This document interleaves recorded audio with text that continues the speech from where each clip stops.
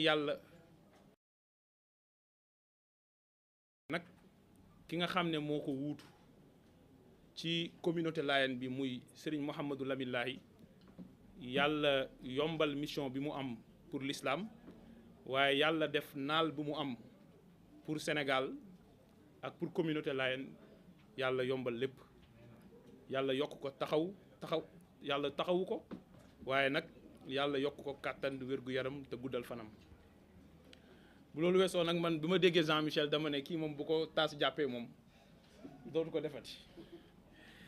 di wax ni nag conférence de presse bi solos bi mooy mettre l'accent ci ñaari visage Thierno Alassane Sall bu démb ak parce que Thierno Alassane Sall bu démb ci jëf nañ koy natt Thierno Alassane Sall bu tey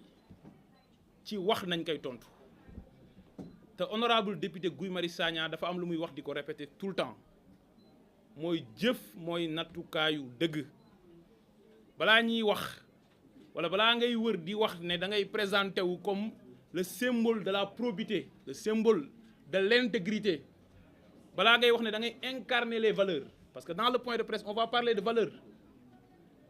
li ñu war a xool mooy yow bi ñu la dénkee parce que tu as été aux affaires Jean-Michel l'a dit pendant 5 ans et 5 ans c'est l'équivalent d'un mandat présidentiel ba nga nekkee aux affaires lan nga def il faut que ñu natt ko pour xool ba xam valeurs yi ngay woote tey est-ce que méngoo na mooy le président Ousmane Sonko yàgg a wax le rapport entre le discours et le parcours li ngay wax est-ce que méngoo na ak li ngay jëf c'est extrêmement important kon dinaa ñëw nag ci Thierno Alassane Sall ban rôle la amoon ci pétrole u Sénégal bi surtout ci benn transaction bu sulfureuse boo xam ne c'est un véritable scandale scandale yi du benn de moom daal kon bi mu nekkee ministère de l'énergie toje yi amoon na ci sous-secteur de l'électricité mais toje yi amoon na ci sous-secteur des hydrocarbures mooy alal bi ñu yàlla baaxee ci suufu Sénégal ñëpp wékk ci seen yaakaar muy le pétrole et le gaz du Sénégal ci loolu laay wax ni dinaa ñëw ci démb nag ay fausses nouvelles yoo xam ne daf ko indi maanaam wasaare ay xibaar yu wërul ci ne prix baril pétrole bi wàññeeku na selon moom de 21% ci àdduna bi et que Sénégal pétrole mi ngi fiy ball kon sénégalais yi daal lépp luy produit pétrolier muy gaz bi ñuy utiliser ci kër yi muy gaz butane muy essence muy gasoil muy jet bi avion yi di utiliser muy essence bi bateau yi di utiliser muy courant bi lépp a war a wàññeeku dinaa ñëw ci loolu bu loolu weesoo nag ñu dimbali ko tuuti defal ko lu ñuy wax consultance gratuite dañ koy defal personal branding ñu jàngatal ko moom profilu Thierno Alassane Sall mooy kan parce que loolu nit da koy soxla de parfois il faut nga remettre sa bopp en cause on va l'aider dans ce sens. alors yéen a ngi fàttaliku ne bi fii le président Abdoulaye Wade nekkee ci veillu élection présidentielle 2019 au mois de janvier dañu signé ay contrat ci pétrole u Sénégal jox ko Petro-Tim muy Kayar offshore profond ak Saint-Louis offshore profond waaye ci jamono jooju amul woon lu ñuy wax décret d'approbation mooy décret biy dëggal contrat bi pour ñu mën a tàmbali liggéey bi te loolu bu amul en réalité amuloo dara yàlla def balaa décret bi ñu koy signé président Abdoulaye Wade daanu président Macky Sall falu contrat boobu nag Macky Sall daal di ko jël signé ko nonobstant le fait que saisiroon na IGE avant rapport IGE di ñëw mu signé ko parce que rakkam moo dugg ci pétrole bi Petro-Tim daal di am ñaari bloc Kayar offshore profond ak Saint-Louis offshore profond ça c'est un rappel historique bloc yooyu nag Petro-Tim daal di ko cédé ku ñuy wax Timis Corporation Timis Corporation nag Frank Timis moo ko moom te moom Petro-Tim gannaaw loolu nag mu am benn opérateur bu ñuy wax Cosmos nga xam ne junior la pétrole dafa am ay entreprise ndaw am ñoo xam ne ay junior la am ñoo xam ne ay major nañ bi Cosmos duggee daal di détenir 60% Timis Corporation détenir 30% Petrosen détenir 10% des parts retenez bien 60 pour Cosmos 30 pour Timis et 10% pour Petrosen qui représente l'État du Sénégal alors bi ñu avancé en 2016 ginnaaw bi Cosmos découvrir gaz ci sudu Mauritanie mu xam ne dina am Sénégal mu ñëw gën a yëngatu Cosmos boobu nag am ku ko jege muy BP daal di nag rapproché wu daal di ne dafa bëgg a dugg ci gazu Sénégal BP nekk entreprise bu ñu xam ci pétrole BP nag war a jënd 60% ci part yi pour nekk l'opérateur BP bëgg a jënd 30% yi dese woon Timis ak 30% yi dese Cosmos am ci 60% yi mu am benn xaaju paaru Cosmos. ñu gis ne nag le même ministre de l'énergie buy Thierno Alassane Sall parce que Jean-Michel wax na ko def na 2 ans ci boppu ministère de l'énergie 2 ans li ci xaj bëri na de bi Cosmos bëggee jaay BP Thierno Alassane Sall dafa gaaw daal di ko approuvé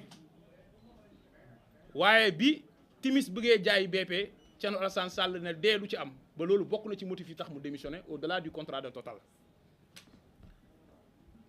xañ ma Samba ci même condition yi ne Mademba warul am dinañ wax lu tax mu xañ ma Samba bëgg a jox Mademba ci Mademba laay taxaw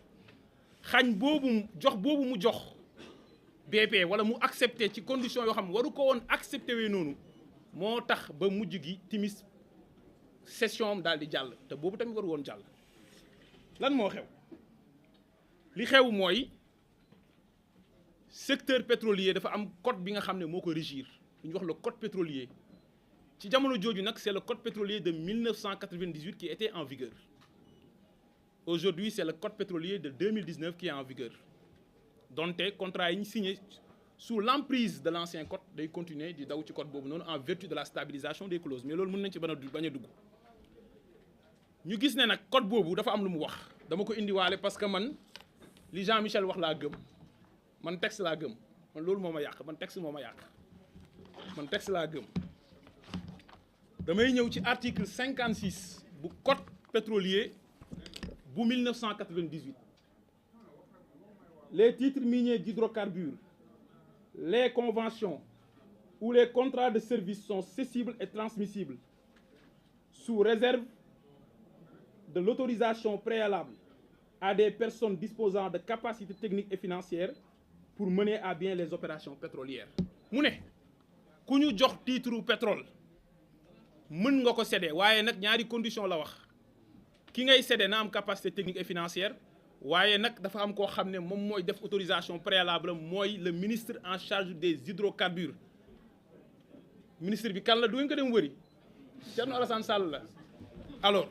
ñu xool lan la Thierno def ñu gis ni bi gars yi biggee céder dañoo utiliser benn montage bu xaw a complexe mooy une cession indirecte cession indirecte mooy lan. au lieu Cosmos jël jaay BP directement Cosmos dafa créer benn entreprise bu ñuy tuddee Normandie Venture entreprise boobu daal di transformé wu nekkaat beneen entreprise tuddee ko Cosmos BP Sénégal Cosmos BP boobu ci Sénégal boobu BP am ci 50% Cosmos am 50% modalité boobu nañu utiliser pour def une cession indirecte ma wax na code bi notamment le code de mooy booy céder entreprise boo xamante ne moom mooy céder boppam su ma nee entreprise buy céder boppam mooy entreprise boo xam ne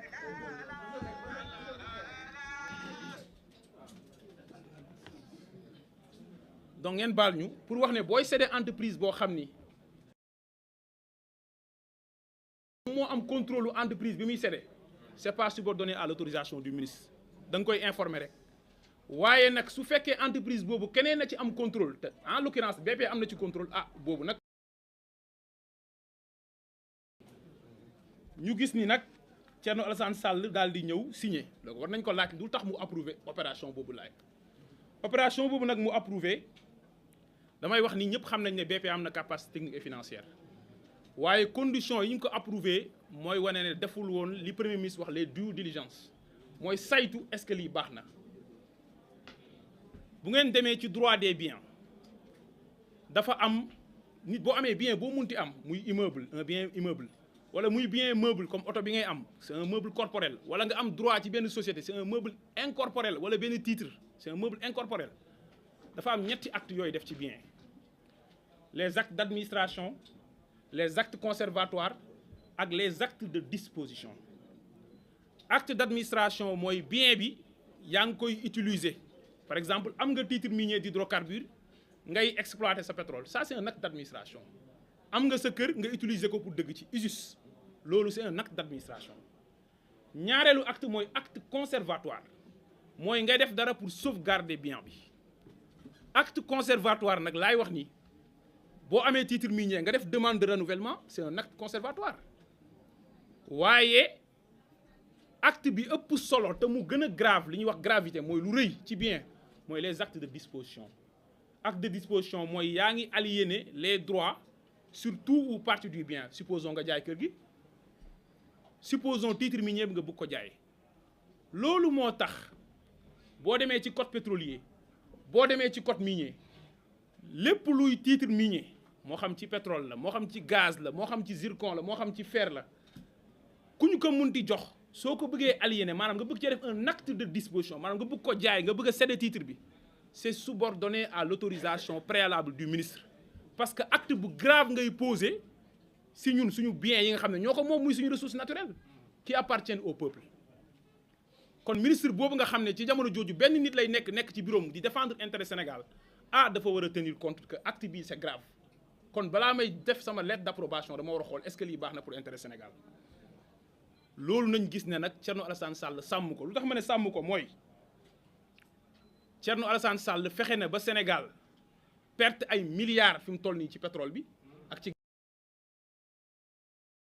waaye fexe na ba ay nit ñeneen am ay 1400 milliards ak ay 6000 milliards ci pétrole du Sénégal. Et on va le démontrer chiffre à l'appui. Parce que bu autorisé woon du jaay du am waaw parce que nag cin bënnul fëqul fan la yax di jaar.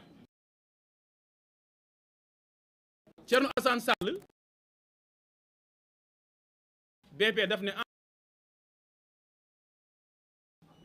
BP di nga ma fay 162 millions de dollars, 81 milliards au moins.